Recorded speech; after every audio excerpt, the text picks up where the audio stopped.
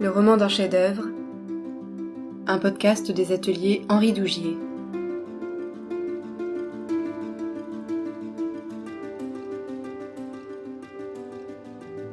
Certains tableaux ont cette étonnante capacité de nous réenchanter, corps et âme, de mobiliser notre mémoire, notre imaginaire, nos émotions. Mais comment sont-ils nés ? Dans quelles circonstances et à quel moment de la vie de l'artiste ? Chaque auteur de cette collection raconte la véritable saga d'un tableau, en le mettant en scène à l'époque et dans le lieu où il a vu le jour. Ces fragments de notre patrimoine universel sont une source inépuisable d'émerveillement et d'empathie. Face aux violences du monde, à nos peurs, à nos tentations de repli sur soi, la voix des artistes réconcilie, réveille et rassemble. Résonne alors en nous cette quête éperdue du beau, la beauté, simplement.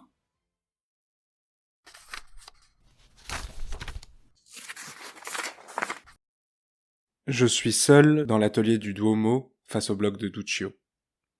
Nous sommes au mois de septembre 1501 et il me faut commencer cette sculpture selon l'engagement que j'ai pris avec le gonfalonier. Mon cerveau et tout mon être sont tendus par une seule obsession. Faire pénétrer au plus profond du bloc l'image mentale du David qui monte en moi.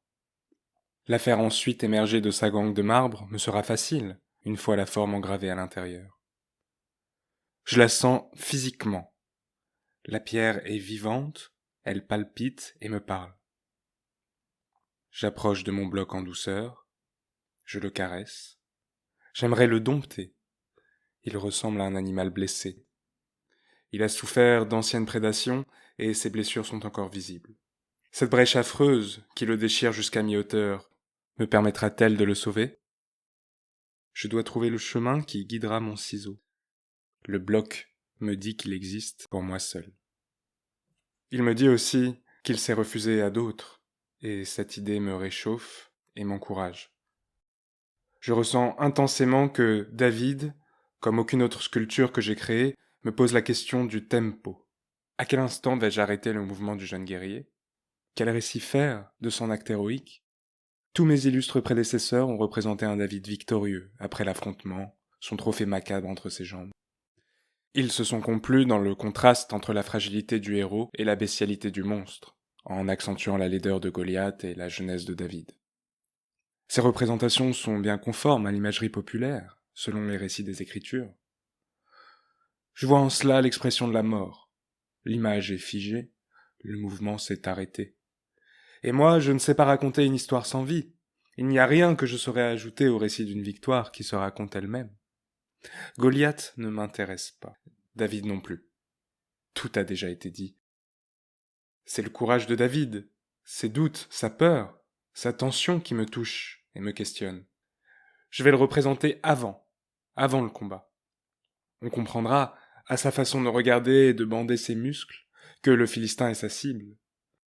Je veux que le mouvement soit perceptible, rien de pire qu'une figure inanimée. Sans mouvement, elle est 2 fois morte.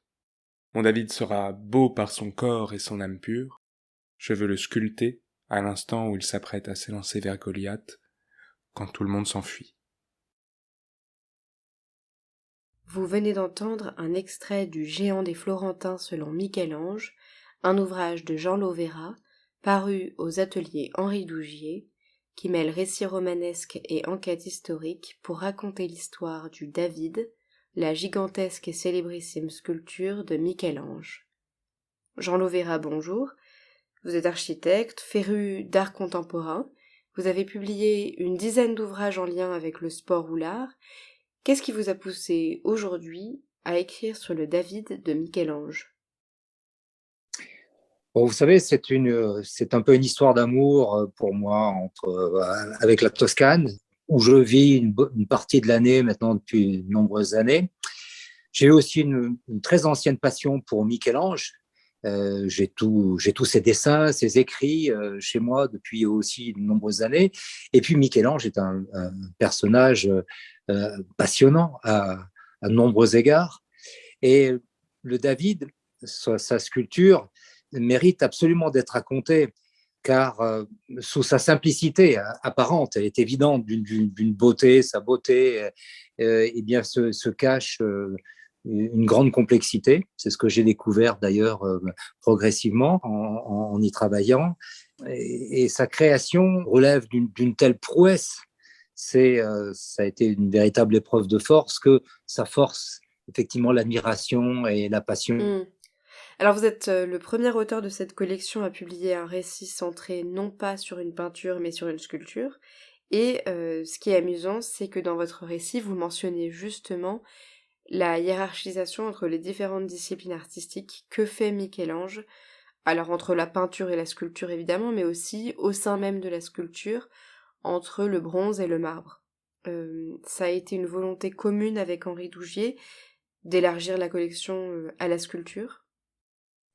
Oui, avec Henri Dougier, nous sommes effectivement interrogés. Quand je lui ai fait la proposition de travailler sur la sculpture, il a trouvé l'idée nouvelle, effectivement, dans cette collection, qui est quand même consacrée, l'intitulé, à un chef-d'œuvre. C'est vrai. Chef-d'œuvre. Donc, le chef-d'œuvre peut toucher de nombreuses représentations artistiques.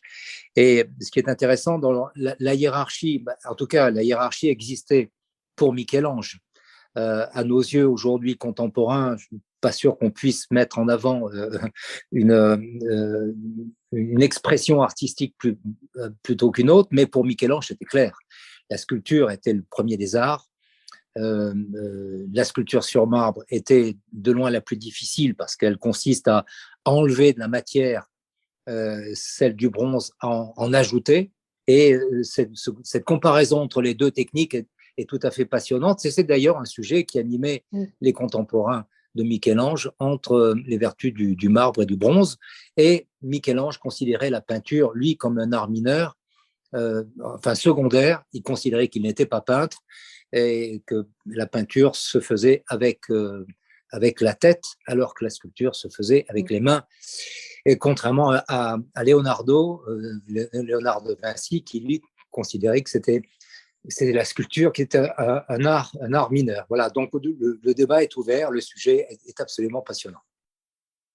Selon vous, Jean Lovera, peut-on dire que le David de Michel-Ange est une façon allégorique de représenter Florence, petite et courageuse, face aux grandes puissances, comme ont pu l'être d'autres statues de David qui l'ont précédé, comme par exemple celle de Donatello, que vous évoquez dans votre ouvrage.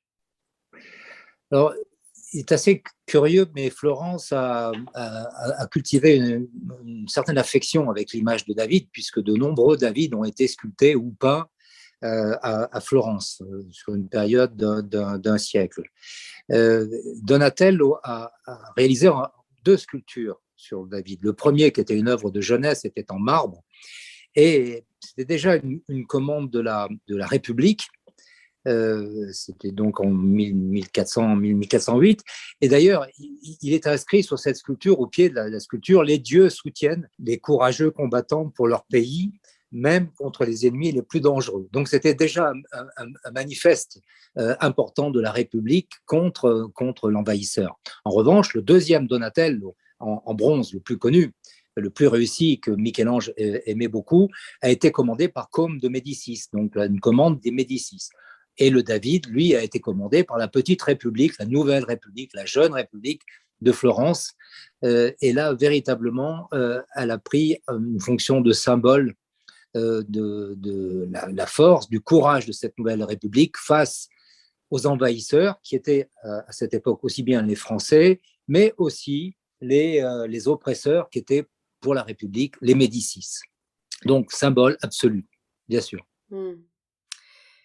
Votre livre raconte le combat que mène Michel-Ange contre ce bloc de marbre titanesque, que vous appelez parfois monstre de pierre, et qui était connu de ses contemporains, auquel différents sculpteurs avaient voulu s'attaquer avant de renoncer.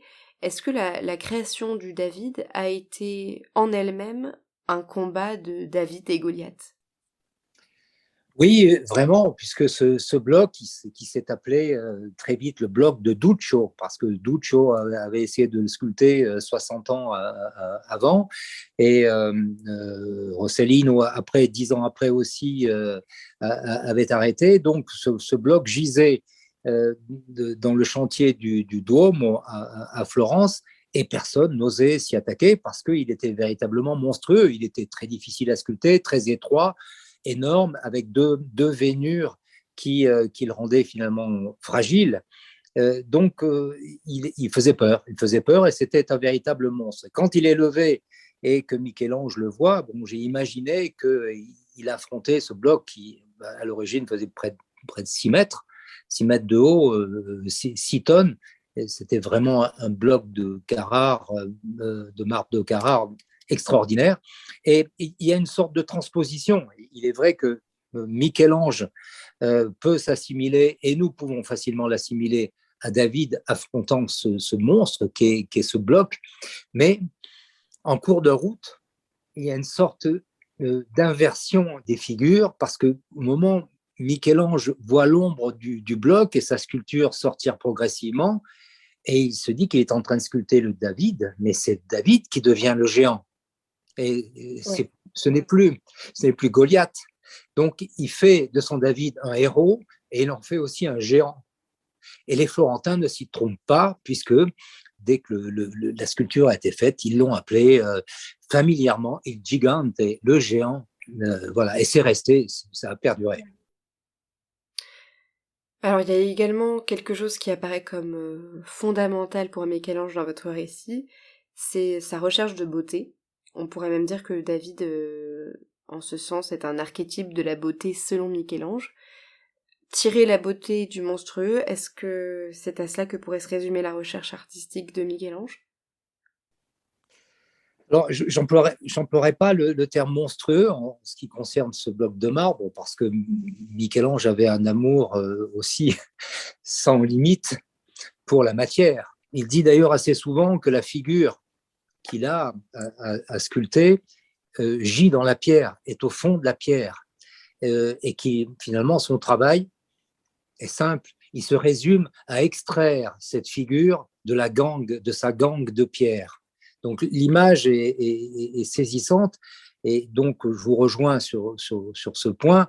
Il recherche la beauté dans une matière brute, voire violente en ce qui concerne ce bloc, chose d'ailleurs qu'on retrouvera dans d'autres sculptures qui signent davantage finalement la patte de Michel-Ange. Là, il termine magnifiquement le David, hein, en le polissant.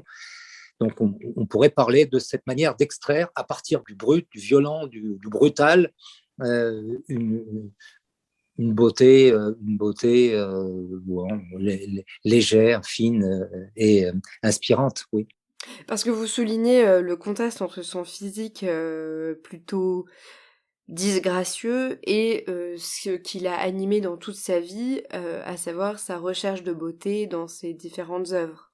Dans dans ses dessins, ses peintures, ses sculptures, dans ses poèmes, dans ses lettres, on sent, on lit que c'est quelqu'un d'inspiré en permanence par la recherche de la beauté. Et il porte des jugements très, très critiques sur sa propre personne, sur son physique.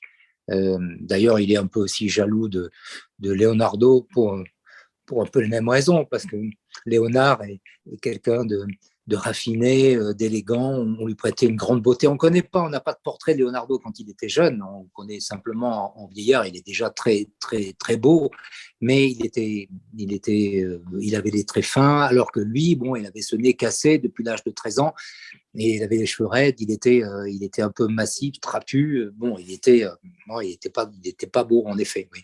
Mais il recherchait la beauté partout. C'était vraiment une obsession chez lui, oui. Alors peut-être pour conclure, en quoi pour vous réside la modernité de Michel-Ange? Bah, il me semble qu'il faut avoir une approche modeste quand on parle de Michel-Ange, hein. Mais il me semble qu'il a su rompre avec les codes, de ses prédécesseurs. L'art a été quelque chose d'assez codifié, de convenu. Et lui a cherché de nouvelles voies. Il est clair que cette sculpture marque le début d'une nouvelle ère. Après le David, la sculpture a pris un autre tournant. Et je crois qu'il y a avec lui, dans cette modernité, véritablement un supplément d'âme, un supplément de signifiant.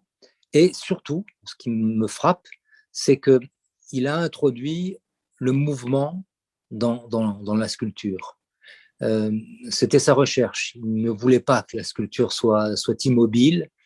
Donc, on sent aussi une volonté d'animer ces corps et ces figures. Ça, c'est vraiment une approche extrêmement moderne. Et on peut dire aussi que ça touche, ça marque, c'est le non finito, le non fini. Cette manière d'introduire une perspective dans la sculpture avec des zones qui sont bien traitées, lisses, et d'autres qui sont en arrière-plan, qui sont restées brutes et qui montrent finalement cette extraction dont on parlait précédemment à partir de la gangue. Et ça, c'est une dimension aussi poétique en même temps que symbolique, c'est que il dialogue avec le spectateur, il laisse notre regard en tout cas combler le non-dit, ce qui n'a pas été montré, il ne montre pas tout, il ne dit pas tout, il nous laisse remplir le vide. Et c'est à ce titre-là qu'il me semble être terriblement, voire même atrocement moderne. Merci beaucoup Jean Lovera. Avec plaisir. Je rappelle que votre livre Le géant des Florentins selon Michel-Ange est paru aux ateliers Henri Dougier dans la collection Le roman d'un chef-d'œuvre. Il est disponible en librairie et en e-book. Rendez-vous sur les réseaux sociaux pour suivre toutes les actualités de la collection et des ateliers Henri Dougier.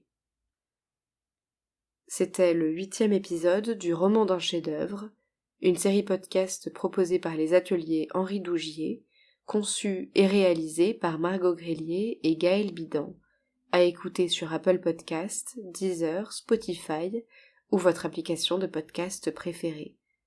Au prochain épisode, c'est La mort de la Vierge, du Caravage, qui sera à l'honneur. Pour l'heure, il est temps de se quitter sur la sélection musicale de l'auteur. Jean Lovera, vous avez choisi de nous faire écouter Il Penseroso, un extrait des Années de pèlerinage de Liszt, interprété ici par Roberto Poli. Merci à vous, merci à tous, et à bientôt sur les ondes du roman d'un chef-d'œuvre.